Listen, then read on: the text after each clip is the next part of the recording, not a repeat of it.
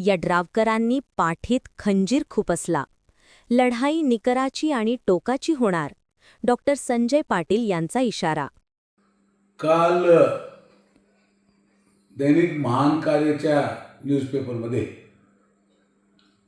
दत्तवाड जिल्हा परिषद मतदारसंघातील माननीय आमदार राजेंद्र पाटील यड्रावकर यांनी केलेल्या वागणुकीबद्दल माझं स्टेटमेंट देण्यात आलेलं होतं. त्या संदर्भामध्ये मी केलेल्या आरोपांना व वस्तुस्थितीला माननीय आमदार स्वतः उत्तर देतील अशी अपेक्षा होती. पण त्यांनी ते उत्तर न देता आमदारांनी त्यांचे बगलबच्चे रामचंद्र डांगे यांना काही फालतू विषय देऊन आज कुरुंदवाड येथे पत्रकार परिषद घ्यायला लावली. तेच गेले 20 वर्षाचे विषय डांगेने पत्रकार परिषदेमध्ये घेतले. माझं या निमित्तानं प्रशासनाला आव्हान आहे की डांगेने केलेले आरोप त्याची चौकशी करा आणि दोषीवर कारवाई करावी. कारण बँकेचा विषय जो डांगेंनी मांडला त्या बँकेमध्ये डांगे स्वतःच संचालक आहे. त्यामुळं अशा फालतू विषयावर वेळ घालवायची माझी अजिबात इच्छा नाही. माननीय आमदारांनी जे काही विश्वासघात केला आणि पाठीत खंजीर खुपसलं याबद्दलची वस्तुस्थिती विस्तृतपणे मी कालच्या माझ्या या म्हणण्यामध्ये मांडलेली होती.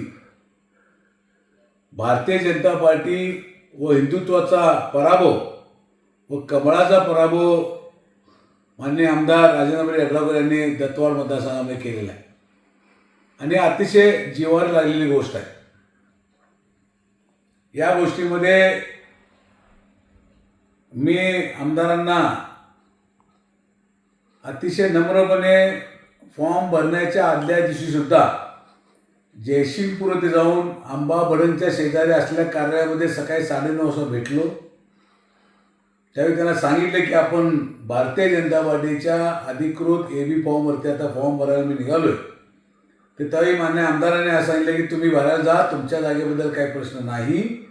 आम्ही आणि खासदार माने ही दोघं 4 वाजता माझ्या कॉलेजच्या कार्यालयामध्ये बसून पंचायत समिती जागा निश्चित करतो. म्हणजे फॉर्ममध्ये आदल्या दिवशीपर्यंत सुद्धा आमदारांनी गाफील ठेवून अशा प्रकारची भूमिका घेऊन पाठीत खंजीर खुपसायचं काम केलेलं आहे आणि त्यामुळं या गोष्टीला अजिबात कोणतीही क्षमा नाही.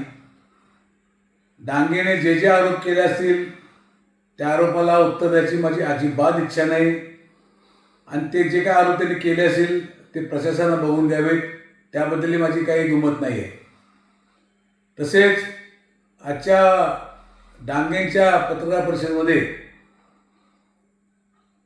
कर्नाटकातील आथनी तालुक्यातील मधबाव येथून दत्तवाडमध्ये स्थलांतर झालेले व बहीण मीनाक्षीताई राजवर्धन कदमबांडे यांच्या जमिनीवर कब्जा करून आपला गुजारा करणारे एक गृहस्थ या पत्रकार परिषदेमध्ये होते.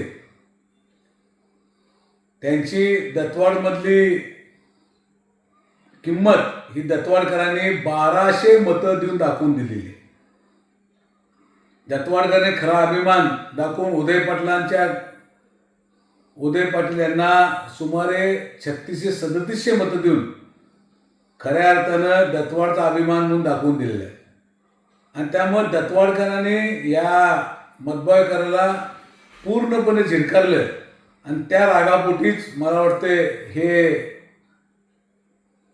मतबावीकर आज कुरुंदवाडमध्ये येऊन या पत्रकार परिषदेला हजर होते आणि त्यामुळं या अशा गोष्टीला उत्तर देण्यापेक्षा आमदारांनी वस्तुस्थिती जनतेसमोर मांडावी व भारतीय जनता पार्टी कमळ व आमचे नेते माननीय आमदार चंद्रकांतदादा पाटील यांचा केलेला अपमान याबद्दलचे खुलासा करावा. आणि आणखीन एक गोष्ट महत्त्वाची आहे की 15-20 वर्षापूर्वी 18-19 वर्षापूर्वी स्वर्गवासी शामरावांना हे 2.5 कोटी रुपयासाठी 2.5 कोटीच्या कर्जासाठी हे माझ्यातर्फे जिल्हा बँकेमध्ये आलेले होते. आणि गेल्या 20 वर्षा कालावधीमध्ये 2.5 कोटी कर्जासाठी आलेल्या यड्रावकरांना आज 3,000 कोटीची मालमत्ता कशी झाली हा एक तालुक्याला पडलेला प्रश्न आहे. आणि त्यामुळं त्या आमदारसुद्धा काय धुतल्या तांदळासारखे नाहीत, काचेच्या घरात राहतात. आणि त्यामुळं या सगळ्या गोष्टी जाणीवपूर्वक विचार करून भविष्यामध्ये या सगळ्या गोष्टी शहानिशा आम्ही करणार आहोत. आमचा भारतीय जनता पार्टीचा, कमळाचा आणि चंद्रकांताचा अपमान झालेला आहे. आणि त्यामुळं निश्चितपणे या अपमानासाठी आम्ही कोणत्याही गोष्ट थांबणार नाही.